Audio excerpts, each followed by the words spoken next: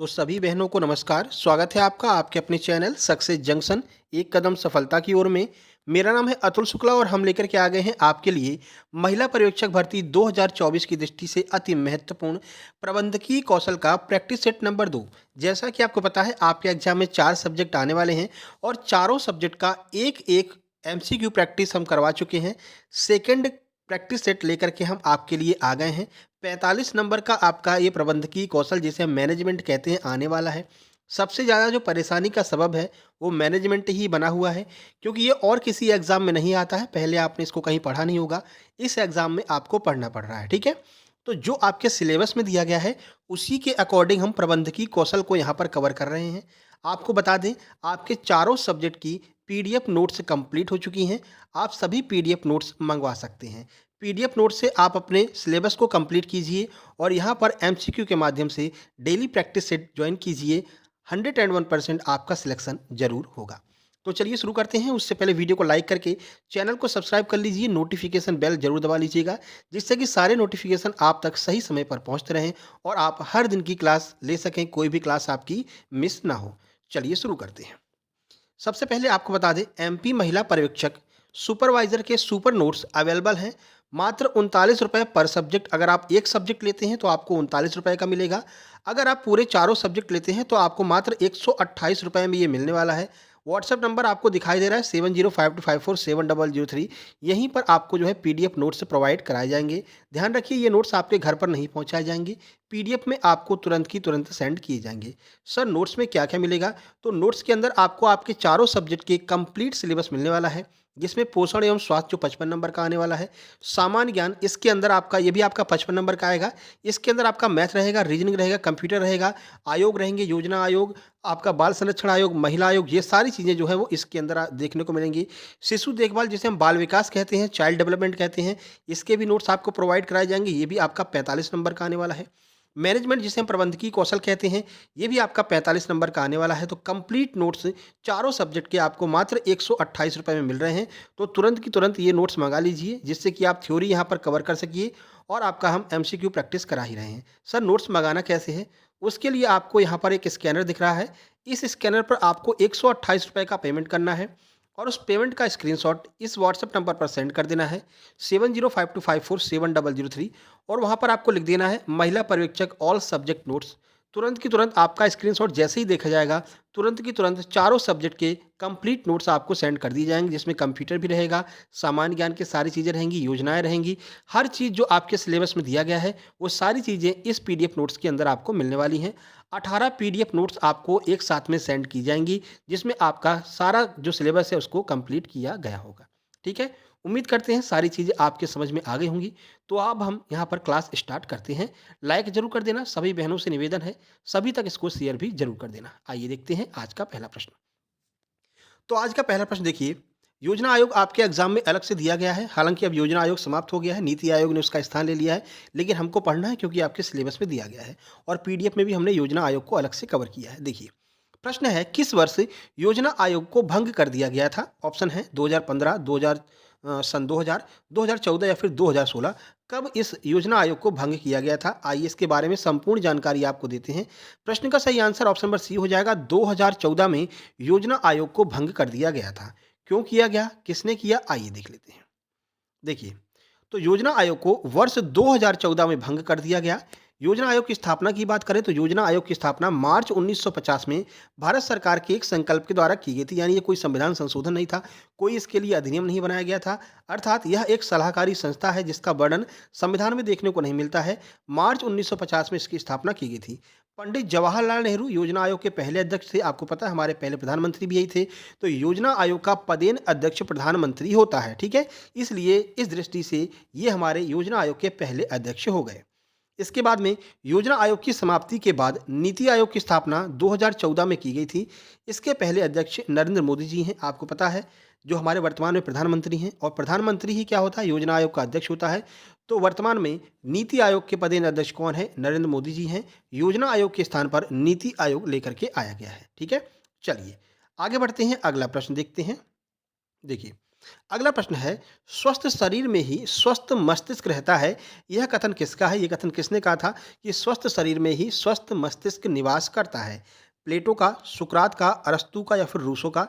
आइए आंसर देख लेते हैं। उससे पहले आपको बता दें, ये सारे क्वेश्चन जो हैं ये आपके या तो पीवाईक्यू यानी प्रीवियस ईयर में आए हुए हैं, या फिर अन्य जो एग्जाम आपके महिला परीक्षक होते हैं जैसे छत्तीसगढ़ में होता है, राजस्थान में होता है, तो इन सब में जो प्रश्न आए हुए हैं मोस्ट इंपॉर्टेंट जो प्रश्न है, तो चारों तरफ से इन प्रश्नों को एक साथ एकत्रित करके लिए हम आपके लिए प्रैक्टिस सेट लेकर के आए हैं। ठीक है, यही क्वेश्चन आपको आपके एग्जाम में देखने को मिलने वाले हैं, इसीलिए आपसे कह रहे हैं पीडीएफ से अपना सिलेबस कवर कीजिए और यहाँ से अपनी प्रैक्टिस कीजिए। ठीक है, देखिए सही आंसर ऑप्शन नंबर सी हो जाएगा। अरस्तु के द्वारा यह कथन कहा गया था कि स्वस्थ शरीर में ही स्वस्थ मस्तिष्क निवास करता है। देखिए, लेकिन इसके माध्यम से कहना क्या चाहता था अरस्तु, आइए देख लेते हैं। स्वस्थ शरीर में ही स्वस्थ मस्तिष्क का निवास होता है, यह कथन अरस्तु के द्वारा कहा गया था। अरस्तु इससे यह समझाना चाहता था कि शिक्षा स्वस्थ मन और शरीर में विकसित होती है। अगर मन आपका स्वस्थ है, शरीर आपका स्वस्थ है, तभी आप अच्छे से शिक्षा ग्रहण कर पाएंगे। नहीं तो अगर मन आपका कहीं भटक रहा है, पढ़ रहे हैं आप यहाँ और मन आपका क्रिकेट देख रहा है किसी स्टेडियम में, तो फिर आपकी पढ़ाई किसी मतलब की नहीं है। वही यही अंतर होता है एक टॉपर में और एक लूज़र में। टॉपर क्या करता है, मात्र 4 घंटे पढ़ता है, लेकिन वही पढ़ता है जो सिलेबस में दिया गया है। लूज़र क्या करता है, 15 घंटे पढ़ता है, लेकिन पढ़ता तो है, स्टडी टेबल पे बैठा रहता है, लेकिन उसका मन कहीं और रहता है। ठीक है, तो उस 15 घंटे की पढ़ाई का कोई मतलब नहीं है और इस 4 घंटे की पढ़ाई का सबसे ज़्यादा मतलब है। इसलिए वही पढ़िए जो आपके सिलेबस में दिया गया है। कोई अगर आपको पढ़ा भी रहा है तो पहले देखिए कि वो सिलेबस के अकॉर्डिंग पढ़ा रहा है या नहीं पढ़ा रहा है ना? फालतू की चीज़ें पढ़ने से कोई मतलब नहीं है। आपके एग्ज़ाम में ना तो संविधान आने वाला है, ना इतिहास आने वाला है, ना आपकी कोई ज्योग्राफी आने वाली है। तो अगर कोई ये चीज़ें पढ़ा रहा है तो कोई मतलब नहीं है। ठीक है ना? इसके अलावा सीडीपी में आपका जो चाइल्ड डेवलपमेंट है, उसमें आपकी किशोरावस्था नहीं आने वाली है। ठीक है? बहुत सारी ऐसी चीज़ें हैं जो चाइल्ड डेवलपमेंट में नहीं आने वाली हैं, क्योंकि आपसे सिंपल शिशु की देखभाल पूछी गई है।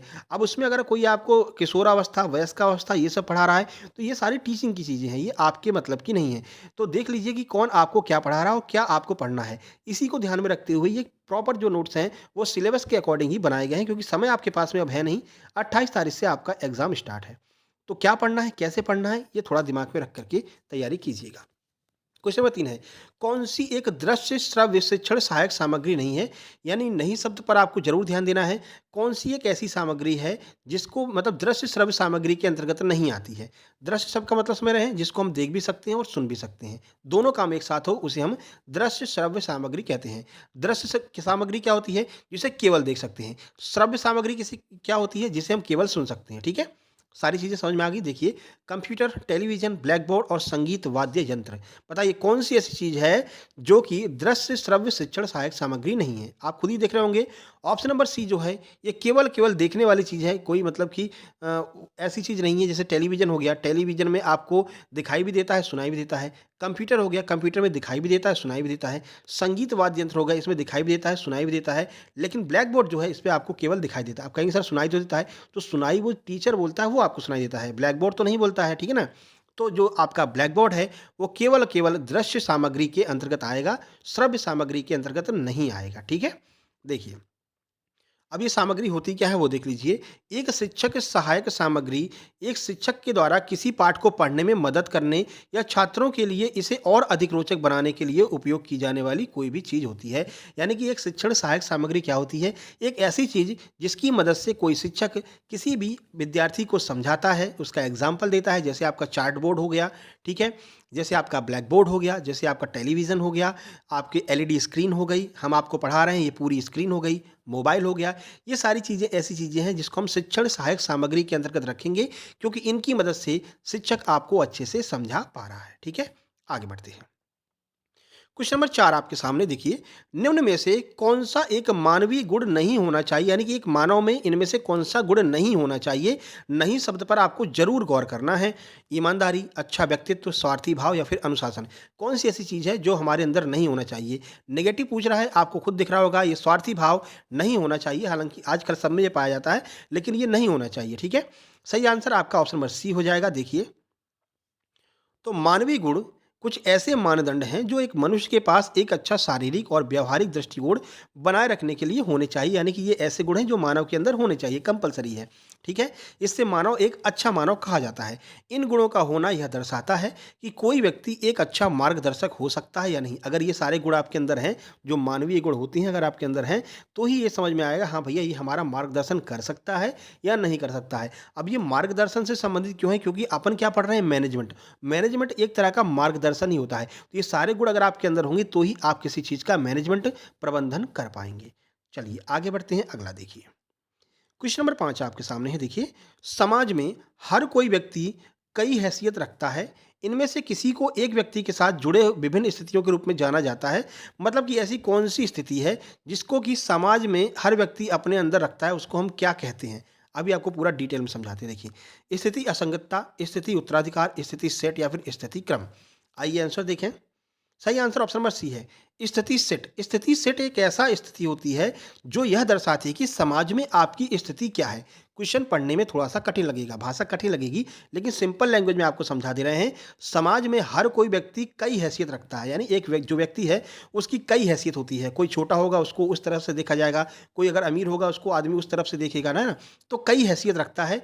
इनमें से किसको एक व्यक्ति के साथ जुड़े हुए विभिन्न स्थितियों के रूप में जाना जाता है? कौन सी ऐसा स्थिति है जिसको विभिन्न स्थितियों के रूप में जाना जाता है, तो उसे हम स्थिति सेट कहते हैं। अब देखिए इसको किसने दिया था, क्यों दिया था, आइए देखते हैं। देखिए यहाँ पर समझ में आएगा आपको स्थिति सेट होता क्या है। तो एक स्थिति सेट सामाजिक स्थितियों का एक संग्रह है जो एक व्यक्ति समाज में रखता है, यानी समाज में उसकी क्या हैसियत है, क्या स्थिति है, इसी को हम स्थिति सेट कहते हैं। ठीक है, अब ये दिया किसने था? तो स्थिति सेट शब्द 1997 में रॉबर्ट के मार्टन के द्वारा दिया गया था। उन्होंने भूमिका सेट और स्थिति सेट के बीच अंतर भी दर्शाया था। तो ये शब्द किसने दिया? रॉबर्ट के मार्टन ने दिया। स्थिति सेट होता क्या है, समझ में आ गया। व्यक्ति समाज में कौन सी स्थिति रख रहा है उसी को हम स्थिति सेट कहते हैं। सिंपल लैंग्वेज में समझ लीजिए। अगला देखिए, क्वेश्चन नंबर 6 है, देखिए। क्वेश्चन नंबर 6 है, प्रशंसा और सम्मान की आवश्यकता किसका हिस्सा है? हर किसी को चाहिए, हर कोई चाहता हमारी प्रशंसा हो, हमारा सम्मान हो। तो ये किसकी आवश्यकता है?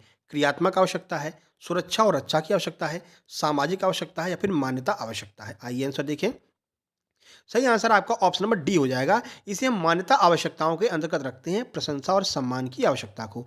ये किसने कहा था सर? तो आइए देख लेते हैं। देखिए, तो मैस्लो के पदानुक्रम में चौथे स्तर पर प्रशंसा और सम्मान की आवश्यकता है, जो कि मान्यता की आवश्यकताओं के अंतर्गत आता है। मैस्ले महोदय ने 4 जो है पदानुक्रम बनाए थे। चौथे स्थान पर जो है वो आपकी मान्यता की आवश्यकता है, और इसी के अंदर इन्होंने बताया था कि व्यक्ति को प्रशंसा और सम्मान की आवश्यकता होती है। तो ये मैस्ले क्या है, इन्होंने क्या कहा था, मैस्लो इन्होंने क्या कहा था, ये सब आपको जो बाल विकास की PDF है उसमें देखने को मिल जाएगा। ठीक है, आगे बढ़ते हैं। देखिए क्वेश्चन नंबर 7 आपके सामने, देखिए। निम्न में से एक संकेतन संचार, जिसे हम सिंप्लेक्स कम्युनिकेशन कहते हैं, से क्या संबंधित है? क्या ऐसा है जिसे हम जो है सिंप्लेक्स कम्युनिकेशन कहते हैं, यानी संकेतन संचार कहते हैं? एक तार एवं दो तरफा संचार, टेलीविजन, दो तार संचार या फिर वॉकी टॉकी? आइए देखते हैं इसका आंसर क्या होगा। सही आंसर है आपका ऑप्शन नंबर बी, जो कि है आपका टेलीविजन। ये सिंप्लेक्स का मतलब क्या होता है? सिंप्लेक्स का मतलब है कि केवल केवल एक तरह से संचार हो सके। जो टेलीविजन है, टेलीविजन पर एक तरफा ही संचार होता है, यानी टेलीविजन जो आपको बता रहा है आप केवल उसी को देखेंगे, उसी को जानेंगे। अब टेलीविजन से आप बात तो करने नहीं लगेंगे कि भैया तुम ऐसा क्यों बता रहे हो। अगर आप बात करने लगती तो ये टेलीविजन दो तरफा संचार के अंतर्गत आ जाता, फिर ये सिंप्लेक्स कम्युनिकेशन नहीं रह जाता। ठीक है, तो सिंप्लेक्स कम्युनिकेशन या फिर एक संकेतन संचार क्या होता है? एक संकेतन संचार, एक का मतलब है जो केवल एक तरफा हो। जो आपका टेलीविजन है वो एक तरफा संचार होता है। ठीक है, जैसे आप न्यूज़ सुन रहे हैं तो एक तरफ से संचार हो रहा है, आप उससे कुछ नहीं बोल रहे हैं, लेकिन न्यूज़ एंकर जो है वो आपको सब कुछ समझा रहा है। देखिए, सिंप्लेक्स संचार या सिंप्लेक्स ट्रांसमिशन एक तरह से केवल एक संचार मानक है जो प्रसारित सूचना केवल एक दिशा में यात्रा कर सकती है, यानी कि जो वो आपको बता रहा है केवल आप उसी को सुन सकते हैं, आप अपनी बातें टेलीविजन से नहीं बोल सकते हैं। तो ये आपका एक तरफा संचार हो जाएगा। इसी को हम सिंप्लेक्स संचार या फिर सिंप्लेक्स ट्रांसमिशन कहते हैं। आगे बढ़ें, अगला प्रश्न। वीडियो पसंद आ रहा हो तो कमेंट बॉक्स में कमेंट करके जरूर बताइएगा, हमारा हौसला अफजाई जरूर कीजिएगा, जिससे कि इसी तरह से हम हर दिन आपके लिए क्वेश्चंस लेकर के आते रहें। क्वेश्चन नंबर 8, नियोजन, संगठन, निर्देशन और नियंत्रण के कार्यों के माध्यम से किसी प्रक्रिया में संस्था के लिए लक्ष्य निर्धारित और प्राप्त किए जाते हैं। अब देखिए क्वेश्चन आपको थोड़ा सा कठिन दिख रहा है, लेकिन ये है क्या? ये आपसे प्रबंधन की परिभाषा पूछी गई है, ठीक है? ये पूरी प्रबंधन की परिभाषा है, अभी आपको समझा देंगे। नियोजन, संगठन, निर्देशन और नियंत्रण, इनकी मदद से किसी भी चीज़ को करना, एक संस्था के द्वारा किसी भी चीज़ को करना क्या कहलाता है? ऑप्शन देखिए, स्थितीकरण कहते हैं, प्रबंधन कहते हैं, अतिक्रमण कहते हैं या फिर इनमें से कोई नहीं। सही आंसर आपका ऑप्शन नंबर बी यानी कि प्रबंधन हो जाएगा। आइए डिस्क्रिप्शन में आपको सही चीज़ें समझाते हैं। देखिए प्रबंधन क्या है? तो प्रबंधन व्यक्तियों के माध्यम से कार्य करवाने की एक कला है, इसी को हम प्रबंधन कहते हैं। अच्छा प्रबंधन तभी होगा जब आप अपने जो भी सहयोगी हैं उनसे अच्छे से बात करेंगे, सारी रणनीतियाँ उनकी मदद से तय करेंगे, तो ये आपका एक अच्छा प्रबंधन होता है। प्रबंधन में गतिविधियों की एक श्रृंखला शामिल होती है, जिन्हें नियोजन, संगठन, कर्मचारी, निर्देशन और नियंत्रण जैसे विभिन्न कार्यों में वर्गीकृत किया जाता है। आप किसी कंपनी में जाएँगे तो ये सारी चीज़ें आपको देखने को मिलेंगी। नियोजन का मतलब है एक सही प्लानिंग रहेगी, संगठन मतलब कि जितने लोग हैं वो सब लोग मिलकर के काम करते रहेंगे। कर्मचारी निर्देशन का अर्थ है कि जो कर्मचारी काम कर रहा है, उनके ऊपर एक ऑफ़िसर होगा जो उनको निर्देशित करता रहेगा, और नियंत्रण भी वही ऑफ़िसर जो है, वो जो बीच में बैठा रहेगा, वही इन सब का नियंत्रण भी करेगा। ये सारे जो विभिन्न कार्य हैं, ये प्रबंधन के अंतर्गत आते हैं और इन सब की मदद से ही कार्य करना प्रबंधन कहलाता है। यही आपके क्वेश्चन में पूछा गया था। तो ये कठिन जो लैंग्वेज है, क्वेश्चन आपका कुछ इस तरह से ही कठिन आएगा, लेकिन हम आपको सिंपल लैंग्वेज में समझाते हुए आगे बढ़ेंगे, जिससे कि आप एग्जाम में अगर बैठें तो किसी भी प्रश्न को सिंपल लैंग्वेज में तोड़ सकें। ठीक है, तो इसके लिए ज़रूरी है कि आप चैनल को सब्सक्राइब कर लीजिए और अंत तक 28 तारीख तक हम आपका एग्जाम ये जो आपकी क्लास है इसी तरह से लेकर के आएंगे। उसके बाद में एग्जाम एनालिसिस भी हम करवाएंगे। तो जो नंबर दिया है 7052547003, इसको सेव जरूर कर लीजिएगा। इसी पर आपको अपने एग्जाम के क्वेश्चन भेजने हैं, जो भी क्वेश्चन आपको याद रहेंगे एग्जाम सेंटर से निकलने के बाद में। ठीक है, आगे बढ़ते हैं। क्वेश्चन नंबर 9 आपके सामने देखिए। समुदाय सबसे छोटा क्षेत्रीय समूह है जो सामाजिक जीवन के सभी पहलुओं को अपना सकता है। यह कथन किसके द्वारा कहा गया था? यानी समुदाय की परिभाषा किसने दी थी? कुल मिलाकर के आपसे यह पूछ रहा है। ओगबम ने, के डेविस ने, एम गिन्सबर्ग ने या फिर उपरोक्त सभी ने? आइए आंसर देखें। सही आंसर ऑप्शन नंबर बी हो जाएगा। के डेविस के द्वारा समुदाय की परिभाषा दी गई थी। उन्होंने कहा था कि भैया जो समुदाय है ना, यह सबसे छोटा क्षेत्रीय समूह होता है जो सामाजिक जीवन के सभी पहलुओं को अपना सकता है। कोई भी चेंजमेंट अगर आएगा तो सबसे पहले समुदाय पर ही उसका फर्क पड़ेगा और वही सबसे पहले अपनाएगा। देखिए, तो इन के डेविस का पूरा नाम क्या है? तो के डेविस का पूरा नाम है किंग्सले डेविस। अमेरिकी समाजशास्त्री हैं जिन्होंने जनसंख्या विस्फोट और शून्य जनसंख्या वृद्धि शब्द भी गढ़ा था। तो आपसे पूछ सकते हैं कि ये जनसंख्या विस्फोट शब्द किसने दिया था? तो वो भी के डेविस ने दिया था। शून्य जनसंख्या वृद्धि शब्द किसने दिया था? वो भी के डेविस के द्वारा दिया गया था। ठीक है, अब आपको याद दिला दें, आपको इस वीडियो को लाइक कर देना है, शेयर कर देना है सबके पास में, सारे व्हाट्सएप ग्रुप में जो भी ग्रुप आपके हैं, और सब्सक्राइब करके नोटिफिकेशन बेल जरूर दबा लेना है। क्वेश्चन नंबर 10 देखते हैं। क्वेश्चन नंबर 10 देखिए।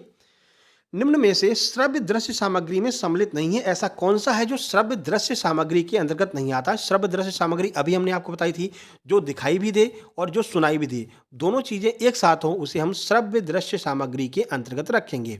Doordarshan, documentary film, video tape या फिर टेप रिकॉर्डर? आइए आंसर देखें। सही आंसर ऑप्शन नंबर डी हो जाएगा। ये जो टेप रिकॉर्डर है, ये श्रव्य दृश्य सामग्री के अंतर्गत नहीं आता है। ये केवल और केवल जो है वो श्रव्य सामग्री के अंतर्गत आता है। जो टेप रिकॉर्डर है उसको आप केवल सुन सकते हैं, उससे बात नहीं कर सकते हैं। ठीक है, बाकी दूरदर्शन है, इसको आप सुन भी सकते हैं, देख भी सकते हैं। ठीक है, डॉक्यूमेंट्री फिल्म अगर बन रही है, इसको आप देख भी सकते हैं, सुन भी सकते हैं, आवाज़ भी होती है, पिक्चर भी होती है। वीडियो टेप जो होता है, बड़े बड़े कैसेट्स आते थे पहले, ठीक है ना, वीसीआर कहते थे, उनको आप देख भी सकते थे, सुन भी सकते थे। लेकिन टेप रिकॉर्डर जो है उसमें आप केवल बोल सकते हैं, उसको आप जो है सुन नहीं सकते हैं, या फिर उसमें मतलब कि कोई चित्र नहीं दिखाई देता है, तो ये श्रव्य सामग्री के अंतर्गत नहीं आएगा। मतलब ये केवल श्रव्य सामग्री के अंतर्गत आएगा, केवल सुन सकते हैं, इसमें कोई भी पिक्चर या मूवी हम देख नहीं सकते हैं।